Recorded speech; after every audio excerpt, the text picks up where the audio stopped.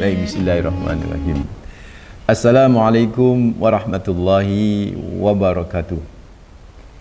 Alhamdulillah wassalatu wassalamu ala asrafil anbiya'i wal mursalin Sayyidina wa habibina wa maulana Muhammadin wa ala alihi wa sahbihi wa man tabi'ahum bi ihsanin ila yaumiddin, amma ba'd. Fa inna astaqal hadis kitab Allah wa khairal hadi hadi Muhammadin sallallahu alaihi wasallam wa syarrul umuri muhdatsatuha wa kullu bid'atin dhalalah wa kullu dhalalatin finnar. Allahumma anfa'na bima 'allamtana wa 'allimna alladhi yanfa'una wa zidna ilma. Allahumma inni a'udzu bika an adhilla wa udalla wa azilla wa zalla wa adlima wa udlama wa jala yujala 'alayya. Wa sallallahu ala sayyidina maulana Muhammadin wa ala alihi wa sahbihi wa sallama walhamdulillahi rabbil alamin. Ikhwataddin hafizakumullah, saudaraku mitra muslim yang insyaallah selalu dijaga sama Allah Rabbul Alamin. Alhamdulillah. Pertama, kita panjatkan rasa syukur yang mendalam, terus menerus kita haturkan hanya kepada Allah Rabbul Alamin, Tuhan semesta alam ini yang begitu banyak memberikan kenikmatannya kepada kita, yang luar biasa karunia-Nya terus mengalir dalam hidup ini, tak pernah berhenti. Maka mestinya kita juga punya jiwa bersyukur yang tidak boleh berhenti kepada Allah Rabbul Alamin. Karena nikmat Allah terus mengalir, maka mengalirlah rasa syukur kita kepadanya. Minimal Bapak Ibu mitra muslim hafizakumullah adalah di setiap helaan nafas tidak lepas untuk selalu mengucapkan kalimat hamdalah alhamdulillahi rabbil alamin. Yang kedua, tentu salam dan salawat terus kita persembahkan kepada manusia terbaik, pemilik pribadi yang sempurna, teladan abadi bagi kita, Rasulullah Muhammad sallallahu alaihi wasallam, dengan selalu berucap Allahumma salli ala Sayyidina Muhammad wa ala ali Sayyidina Muhammad. Semoga salam dan salawat kita kelak bisa menjadi syafaat bagi kita di hari akhir. Amin ya rabbal alamin. Mitra muslim hafizakumullah, pagi hari ini kita bisa bersua dan mudah-mudahan mitra muslim kita semua selalu dalam penjagaan Allah, keberkahan, rahmat menyelimuti hidup kita. Amin ya rabbal alamin. Ada satu ayat yang populer banget, ayat yang kemudian suratnya itu ya sebagian besar umat Islam hafal gitu kan, karena ya sunnahnya diantaranya adalah membaca di malam hari sebelum tidur gitu kan ya, itu surat Al-Mulk gitu kan ya. Nah, di pertengahan surat Al-Mulk itu tepatnya mitra muslim hafizahumullah di ayat ke-21 ada kalimat yang menggugah semangat kita, menggugah pikir kita, membuka pemahaman kita untuk mentadaburi mestinya gitu kan, bahkan menggugah semangat kita yang mungkin terlalu sombong berkaitan dengan pendapatan yang kita miliki, gaji yang begitu luar biasa, atau kekayaan yang kita ada gitu kan di genggaman kita. Ayat ini memberikan sebuah pertanyaan, ya memang ayat ini bertanya gitu kan. Ayat ini bertanya kepada kita mitra muslim, di mana Allah berfirman seolah bertanya kepada kita, amman hadzal ladzi yarzuqukum in amsaka rizqah ballajju fi utuwi wa nufur. Kata Allah Rabbul Alamin, yang kurang lebih terjemahannya amman hadzal ladzi yarzuqukum, atau siapakah dia yang memberi kamu rezeki, in amsaka rizqah, jikalau Allah sudah menahan rezekinya. Jika Allah telah menahan rezekinya, balajju fi utuwi wa nufur, bahkan sebaliknya mereka terus menerus dalam utuwin, kesombongan, wa nufur, dan pembangkangan dengan menjauhkan diri dari syariat Allah. Allah tanyain, kenapa kalian durhaka? Apakah kalian menduga siapa yang memberi rezeki kalau Allah sudah benar-benar menahan rezeki itu? Kalau sudah ditahan sama Allah itu rezeki, maka tak ada satupun yang bisa mendatangkan itu rezeki. Ini Masya Allah ayat yang luar biasa, seolah Allah bertanya kepada kita ya mitra muslim hafizahumullah, bertanya kepada anda, kepada kita, memang perusahaan mukah yang memberi rezeki kepadamu sehingga kau takut dipecat meski harus melanggar syariat? Kan ada ini mitra muslim hafizahumullah ya, demi pekerjaan karena perusahaan melarang misalnya perempuan pakai hijab gitu kan ya, perusahaan misalnya mengharuskan melakukan suatu perbuatan yang terlarang misalnya secara syariat, Dia lakukan terus karena dia mikir bahwa kalau enggak maka dia enggak akan mendapatkan gaji atau dia dipecat gitu kan, dia enggak mendapatkan rezeki. Maka ayat ini menjadi spirit, menjadi motivasi bagi kita ya mitra muslim hafizahullah untuk berpikir bahwa siapa yang bisa mendatangkan rezeki itu kan? Ya Allah lah. Kalau Allah udah nahan rezeki, tak akan pernah bisa memberi rezeki perusahaan itu, memberi rezeki orang itu, penguasa atau siapapun teman kita misalnya yang kita takut rezeki kita yang dari teman itu saudaraku mungkin tidak dapat kita miliki misalnya. Jadi kalau Allah sudah tahan, nggak akan pernah bisa mengalir tuh rezeki, saudara. Karena Allah lah pemberi rezeki yang sejati. Allah lah Ar-Razzaq. Allah punya nama, itu yang kita kenal dengan Ar-Razzaq.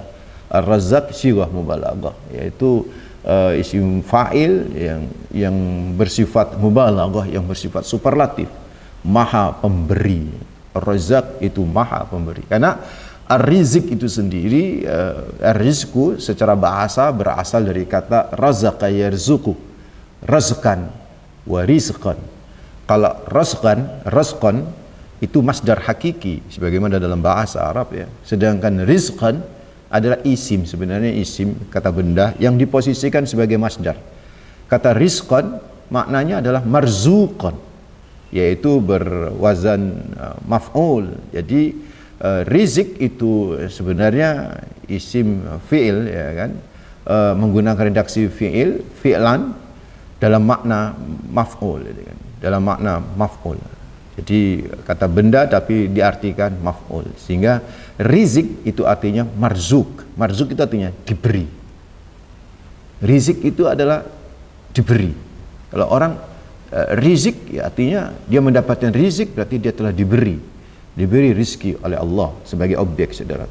So secara bahasa mitra muslim hafizahumullah, razaqah itu artinya a'ta, memberi. Rizku itu artinya al-ata, pemberian.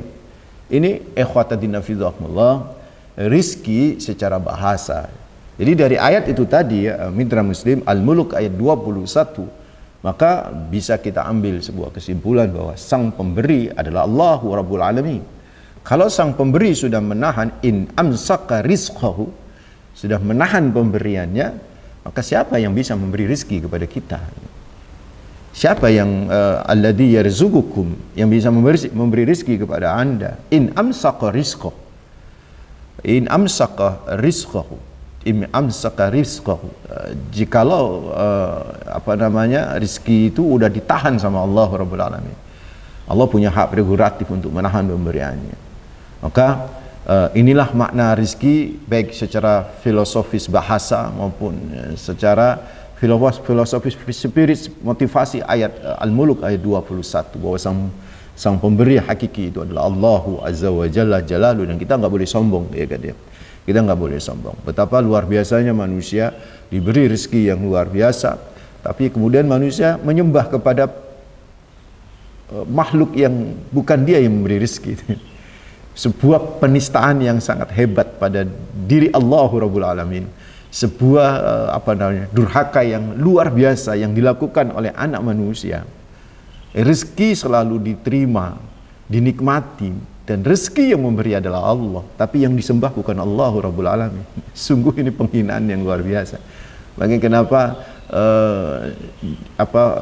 wa may yusyrik billahi faqad iftara itsman 'azima, sampai kemudian Allah berkata, siapa yang mensekutukan Allah, yang tidak menyembah Allah, faqad iftara itsman 'azima, dia telah melakukan dosa yang besar banget itu kan. Ya karena apa? Karena ya mitra muslim ya, Allah lah yang memberi rezeki kita ya. Allah yang kemudian memberi kenyamanan, kenikmatan luar biasa, tapi Allah tidak disembah, atau Allah disembah cuman disebandingkan dengan sembahan-sembahan yang lain. Ini sungguh menyakitkan Allahu Rabbul Alamin. So saudaraku ikhwatiddin hafizahumullah, itu yang poin pertama yang saya sampaikan. Poin yang kedua, rizki itu berupa apa itu kan? Rizki itu berupa apa? Memang kalau kita lihat di dalam Al-Quran, ayat-ayat Allah, setiap disebut kalimat rizik ya, ar-rizik ya, selalu itu konotasinya harta. Sehingga bisa aja diambil kesimpulan di awal bahwa Apa itu rizki? Rizki itu ya harta, gitu kan. Berkaitan dengan apa rizki itu? Ya berkaitan dengan duit, itu rizki. Harta, ya, kenikmatan yang berupa harta itu adalah sebuah rizki, gitu kan. Sebuah rizki. Karena itu ada ayat-ayat mengaitkan rizki dengan konsumsi, infak, pembelanjaan. Sedangkan konsumsi dan infak kan hanya terkait dengan harta, ya. Inilah rezeki yang hakiki, ya. Wa mimma razaqnahum yunfiqun, ya. Dan sebagian dari apa yang kami rezekikan kepada mereka yunfikun, mereka infakkan. Jadi ketika sudah berbicara rezeki biasanya bicara infak, ya, bicara sedekah, gitu kan, ya. Nah, ini menunjukkan rezeki itu adalah harta, gitu kan. Secara umum begitu. Namun demikian, secara pemaknaan yang lain, secara maknawi, rezeki itu bisa bersifat umum, gitu kan. Seperti kesehatan kita itu rezeki. Ilmu itu rezeki, kita dapat ilmu itu rezeki. Anak yang soleh dan soleha itu rezeki yang luar biasa, itu kan, ya. Keluarga yang sakinah, mawaddah, rahmah, adem itu kan rezeki, nih. Tapi memang kalau dikait-kaitkan ya kembalinya juga ke harta. Misalnya kesehatan kan kembalinya ke duit, gitu. Artinya duit nggak kepake, gitu. Kalau orang sehat kan begitu, kan. Anak yang soleh dan soleha berarti kan anak ya tidak bermasalah, kan, berarti anak lancar-lancar saja, itu kan. Nah, ini semua adalah rezeki, saudara, baik secara hakiki maupun secara maknawi. Nah, cuman yang ingin saya bahas di sini, mitra muslim hafizahumullah, adalah lebih kepada poin rezeki itu dalam konteks harta, ya. Apa yang selama ini kita pahamin di tengah masyarakat, ya, rezeki itu ya duit, gitu kan. Rezeki itu harta, sekalipun ya bisa jadi semua kenikmatan itu bisa menjadi rezeki secara makna umum, itu pemberian dari Allah Rabbul Alamin. Nah, kalau kita berbicara rezeki itu adalah berkaitan dengan duit, gitu kan kadang-kadang bisa dikaitkan dengan gaji, gitu kan, ya. Mas Nasir dapat gaji dengan seorang karyawan mendapatkan gaji, gitu kan, ya. Semua orang yang bekerja mendapatkan gaji. Nah, di sini saya ingin kasih tahu mitra muslim hafizahumullah, rezeki itu berbeda dengan kepemilikan. Rezeki itu berbeda dengan kepemilikan. Kalau rezeki itu sifatnya pemberian karena bermakna ata, ya, pemberian dari Allah. Sedangkan kepemilikan itu kata para ulama adalah satu objek yang diperoleh atau dimiliki dengan berbagai macam usaha. Itu namanya kepemilikan. Seperti kita memiliki uang dari hasil kerja, kita memiliki uang dari hasil hibah atau warisan. Itu namanya kepemilikan. Kita mau beli handphone, itu berarti kita ingin memiliki handphone. Itu namanya kepemilikan. Sedangkan rezeki itu adalah pemberian. Sifatnya adalah pemberian. Nah, kita marzuk, ya, kita yang diberi, gitu kan. Kalau kepemilikan itu lebih kepada sifat usaha untuk memiliki suatu objek dengan berbagai cara, baik yang halal maupun yang haram. Itu namanya kepemilikan. Itu namanya kepemilikan. Jadi hakikat rezeki dari definisi dan perbedaan dengan kepemilikan tadi bisa dipahami sebagai berikut, mitra muslim. Yang pertama, rezeki itu apa yang dimakan, apa yang digunakan, dan apa yang disedekahkan. Itu rezeki, hakikat rezeki. Dan yang masih berada dalam tangan kita, yang masih berada dalam dompet Mas Nasir, saya nggak bawa dompet misalnya, yang ada di kotak perhiasan, yang ada di berangkas uang, yang ada di rekening panjenengan mitra muslim hafizahumullah, itu belum tentu rezeki jenengan, rezeki kita.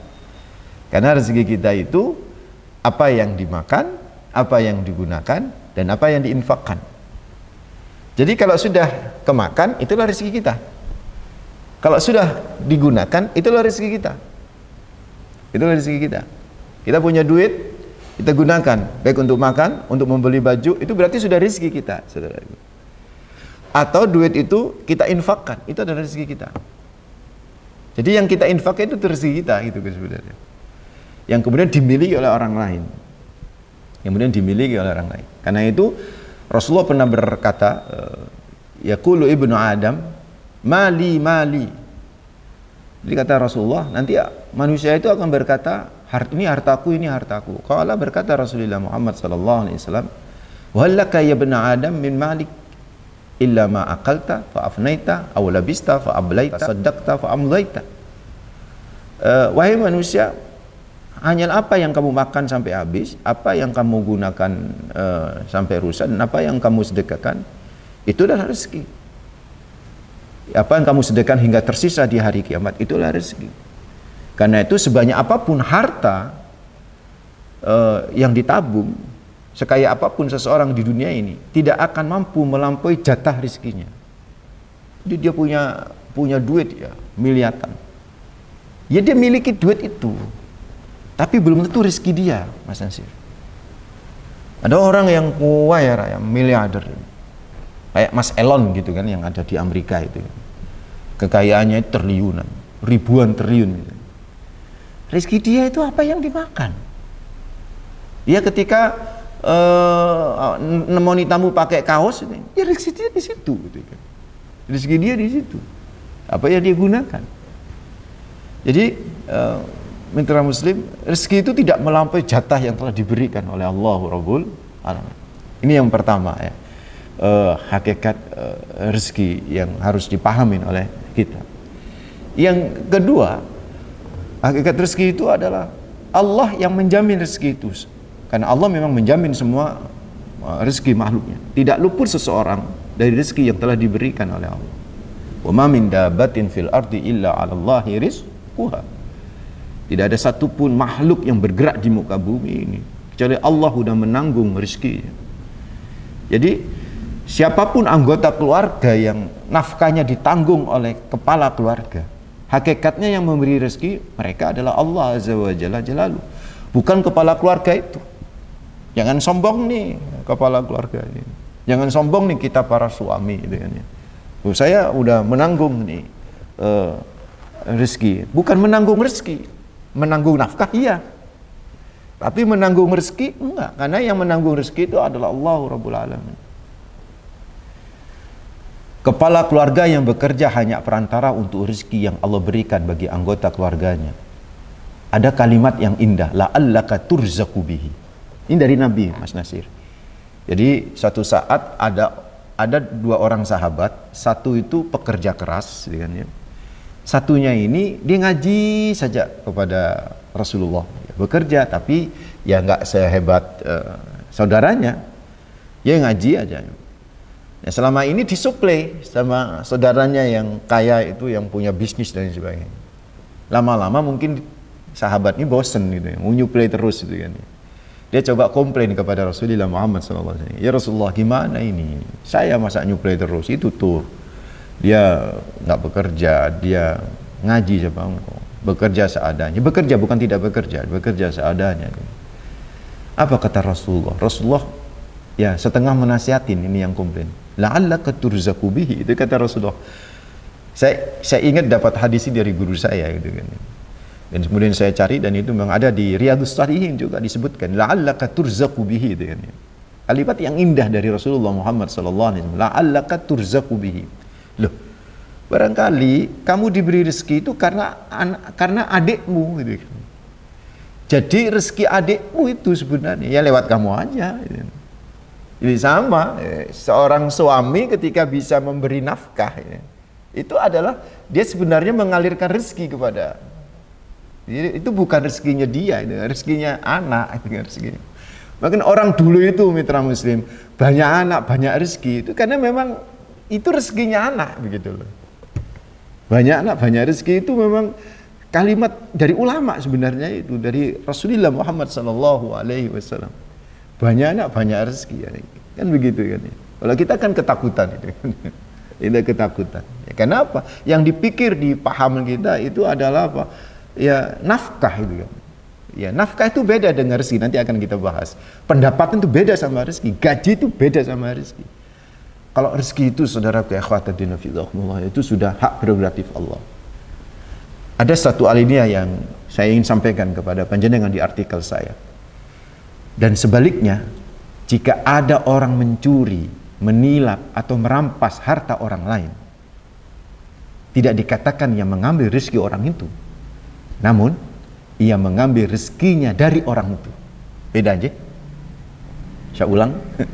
Kalau ada orang mencuri, menilap, merampas orang lain, harta orang lain, tidak dikatakan ia mengambil rezeki orang itu, namun ia mengambil rezekinya. Bukan mengambil rezeki orang itu, tapi mengambil rezekinya dia dari orang itu. Tidak ada seorang pun yang mengambil rezeki orang lain. Gak bisa. Kita gak bisa ngambil rezeki orang lain. Karena setiap orang sudah dijatah sama Allah rezekinya. Gak bisa kita ngambil. Tapi melainkan seseorang bisa mengambil rezekinya dari pihak lain sebagai perantara. Itulah Ibnu Katsir pernah berkisah, saudaraku. Ada seorang yang mengadu kepada Ibrahim bin Adham, ulama generasi tabi'in yang terkenal sebagai ulama sufi. Padahal sesungguhnya itu ulama alim itu kan ya, ahli dalam Al-Quran. Orang ini datang kepada beliau, Syekh Ibrahim bin Adham ini, karena anaknya banyak. Kemudian mengeluhkan, gimana ini saya menafkahi anak ini. Maka Ibrahim bin Adham ini kalimat yang luar biasa, nasihat yang luar biasa, berkata kepada orang yang curhat ini, ib'as ilayya minhum man laysa rizquhu 'ala Allah. Fasakata ar-rajul. Ib'as ilayya minhum man laysa rizquhu 'ala Allah. Coba kirim ke saya salah satu anakmu yang rezekinya tidak ditanggung sama Allah. Berikan saya salah satu dari anakmu yang rezekinya tidak ditanggung sama Allah. Fasakata ar-rajul, maka orang itu diam. Karena tidak ada satupun yang tidak ditanggung oleh Allah rezeki. Jadi, saudaraku, ikhwatan fillah, ini yang harus kita pahami. Dan sapa penelpon pertama. Assalamualaikum. Waalaikumsalam warahmatullahi wabarakatuh. Baik Pak Sadikun, silakan.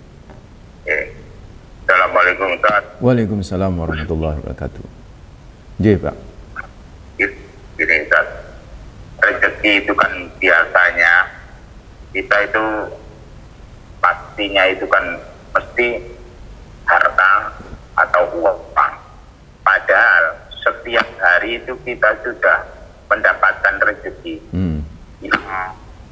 Dimana kalau diuangkan manusia itu tidak akan mampu untuk membayarnya. Yaitu kita menghirup O2 itu. Itu kan sebuah kenikmatan yang tidak bisa dihitung. Kalau wa in ta'udzu nikmatallahi la tuhsuha ya. Itu kan kenikmatan yang tidak bisa dihitung kalau diuangkan itu. Tapi kita itu kadang kala tidak sadar. Berkenaan dengan apakah rezeki menjadi kepemilikan, itu kan kalau kita menafkahkan harta di jalan Allah, itu kan semakin kita menafkahkan harta di jalan Allah, berarti rezeki itu akan menjadi kepemilikan kita. Satu contoh, kalau saya ini pengalaman di sini,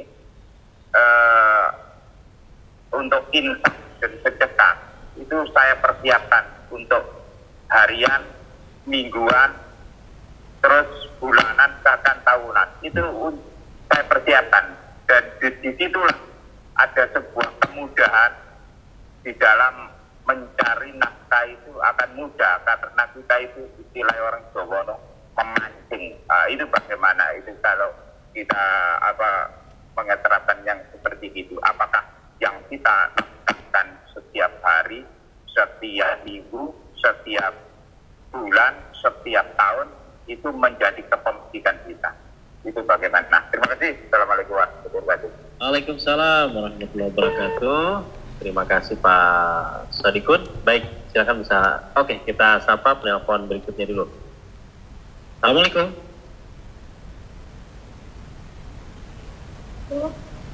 Iya. Assalamualaikum. Waalaikumsalam. Dengan ibu siapa? Allah, alhamdulillah. Alhamdulillah ibu. Dan kita tanyakan ini, dan saya memperdagang ini aku baru ini Quran yang ditafsir ya. Iya, ibu siapa ini bu? Ibu Fariha. Bu Fariha di Surabaya ya. Oke, silakan. Apa tadi ibu? Mbak, masalahnya ini Ustaz, yang ini apa? Ya Allah, yang ini loh, pencerahannya maka. Baik. Astagfirullahaladzim. Oke, mungkin bisa dicek lagi dulu Bu ya, nanti bisa ditanyakan ulang. Ini loh, masalah ini mereka untuk melurus dalam kesombongan itu maksudnya seperti apa ya? Oke, alhamdulillah tadi ya. Terima kasih, maaf ya. Sama-sama Ibu. Waalaikumsalam warahmatullahi wabarakatuh. Oke, kita coba jawab dulu Ustaz. Yang Bu Faria saya nggak bisa nangkap itu. Bu Faria tadi yang ujung dari ayat ini Ustaz, mereka terus-menerus berada dalam kesombongan dan menjauhkan diri. Maksud dari kesombongan itu apa? Baik, saya jawab atau ada telepon masuk? Kita sapa lagi ya. Assalamualaikum. Waalaikumsalam warahmatullahi wabarakatuh. Oke, Bu Mariam, silahkan. Assalamualaikum Ustaz. Waalaikumsalam warahmatullahi wabarakatuh, Bunda Mariam. Gini Ustaz, rezeki itu kadang bukan milik kita, cuma mampir. Jadi cuma lewat aja di tangan kita. Ini kisah yang nyata bagi saya, tapi mohon pencerahannya. Gini Ustaz, saya pegang uang tuh pas-pasan. Lihat sembako habis, mau belanja cukup apa enggak. Lihat suami sakit butuh obat. Kalau saya mau beli obat nggak bisa belanja. Kalau mau belanja nggak bisa beli obat. Tapi tiba-tiba di samping rumah itu ada pertengkaran hebat gitu Ustaz, sampai duding-dudingan gitu ya.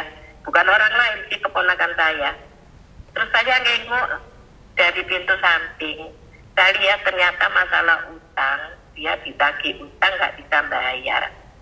Saya mikir Ustaz, kalau saya pakai ini pertengkaran nggak selesai, kalau saya kasih ke dia saya nggak bisa apa-apa. Tapi dengan ikhlas, dengan yakin, sungguh-sungguh bahwa Allah itu ada, saya panggil utang piro, yuris iki bayar no. Tapi saya sudah ikhlas Ustaz, insya Allah nanti ada gantinya. Setelah itu selesai, yang nagih utang pulang, yang dia masuk nangis dalam rumah. Malamnya itu saya tiba-tiba dapat paket Ustaz. Kalau eling itu bisa nangis. Paket itu dari Besan. Ternyata abang ngirimi sembako Ustaz. Masya Allah, sampai di situ saya sampai sekarang sangat-sangat percaya bahwa sodako itu tidak sia-sia. Itu sharing saya Ustaz, ini saya ini salah apa betul sampai nggak beliin suami obat. Kalau sembako gitu sudah ada yang ngirim. Terima kasih, mohon penjelasannya. Assalamualaikum warahmatullahi wabarakatuh. Waalaikumsalam warahmatullahi wabarakatuh. Terima kasih sharing Bu Mariam ya. Tadi Pak Sodikun menyampaikan kalau harta itu kita nafkahkan gitu ya. Ini apakah rezeki ini berubah jadi kepemilikan, kemudian memancing ya, konsep memancing dan menafkahkan. Untuk diangkat dulu telepon. Oke, kita sapa penelpon berikutnya ya. Assalamualaikum. Waalaikumsalam. Dengan Bapak siapa? Pak Mahfud. Pak Mahfud, silakan. Iya, di Baru. Baru. Assalamualaikum. Ustaz. Waalaikumsalam warahmatullahi wabarakatuh, Pak Mahfud. Saya mau tanya Ustaz. Soalnya ini masalah waris. Ini saudara saya itu mendolimi saudara yang lain. Itu apa termasuk rezekinya? Persiapannya terima kasih. Assalamualaikum warahmatullahi wabarakatuh. Waalaikumsalam. Tadi artinya gimana nih kasus warisnya Bapak? Maksudnya punya orang diambil? Enggak, maksudnya gini. Itu saudara saya, kan warisan kan sama saudara kan dapat. Tapi ada orang saudara yang nakal. Saudara yang lain diambil.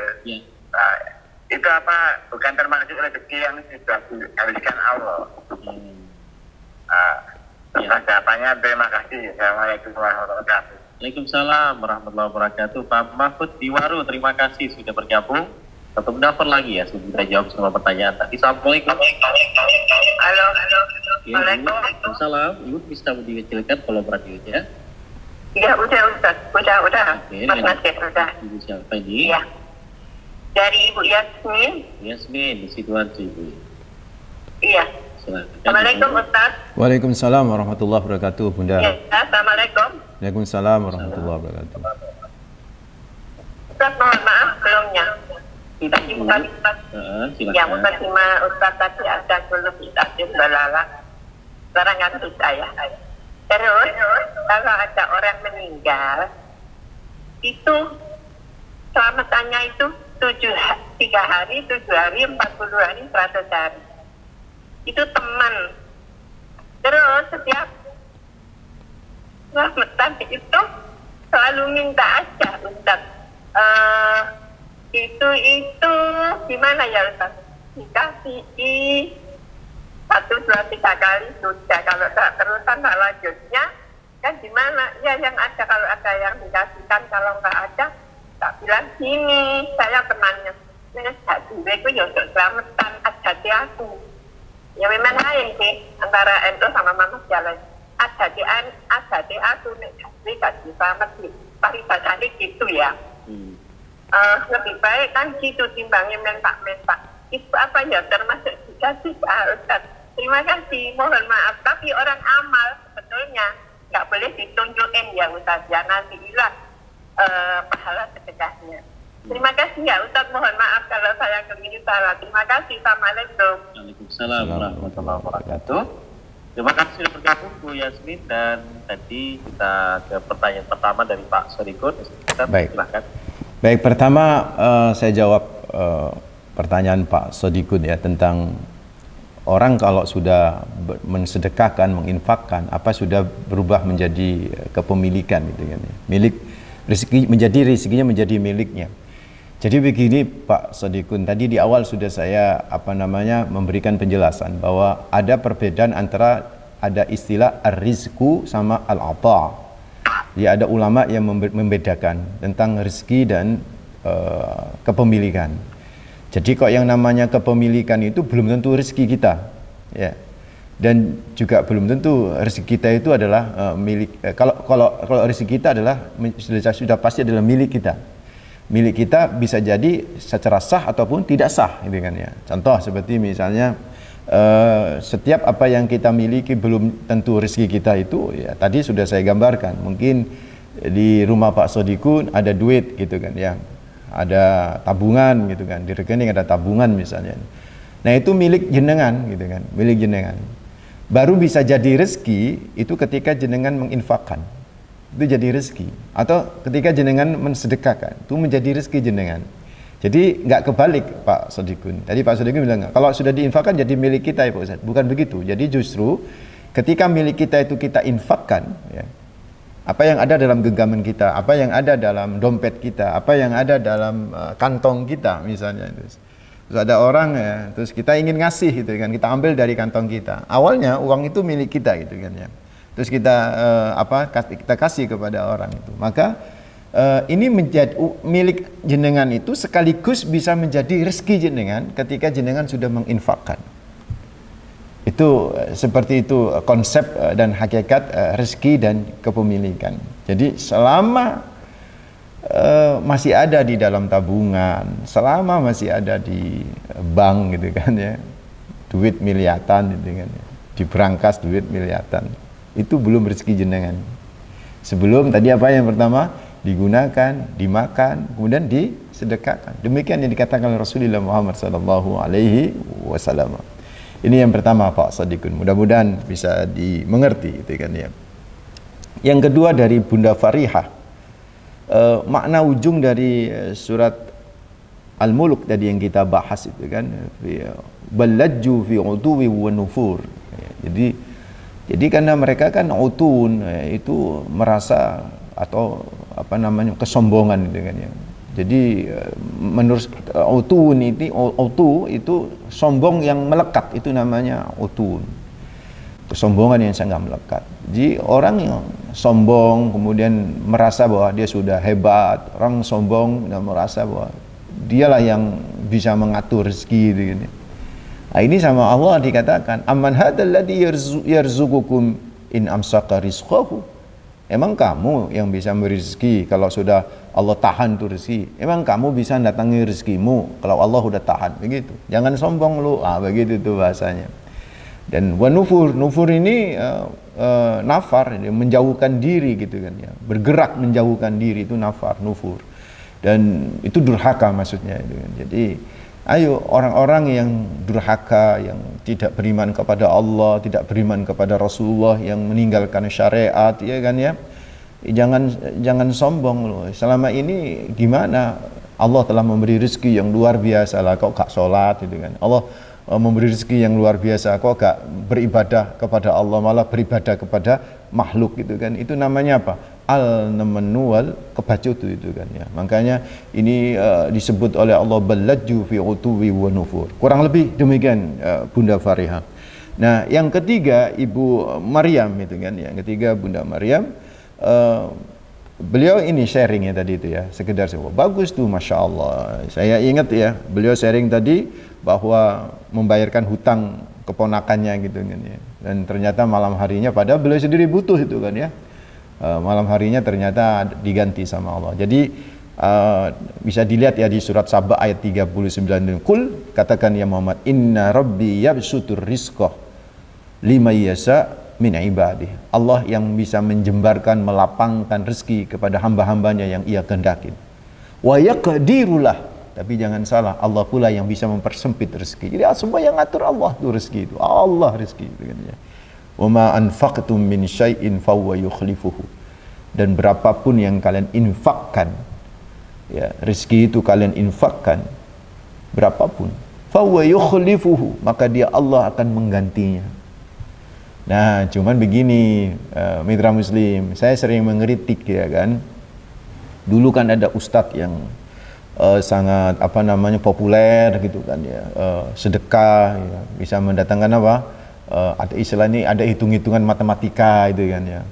1 disedekahkan balik 10, manja'a bil hasanatif fa asru amsalihah itu kan ya. Jadi kalau kemudian satu sedekah dapat 10 kali lipat, kalau dapat 100 dapat 1 juta itu kan ya. Dimainin itu kan ya, seperti itu. Nah ini mohon maaf, saya termasuk yang tidak sependapat bahwa yang dimaksud fa huwa yukhlifu, maka Allah akan ganti itu. Dan banyak hadis-hadis yang berbicara tentang bahwa bersedekah itu bisa mendatangkan, bisa diganti oleh Allah dengan rezeki yang luar biasa. Itu ada dua ya. Di dunia terkadang diganti sama Allah ya, di akhirat.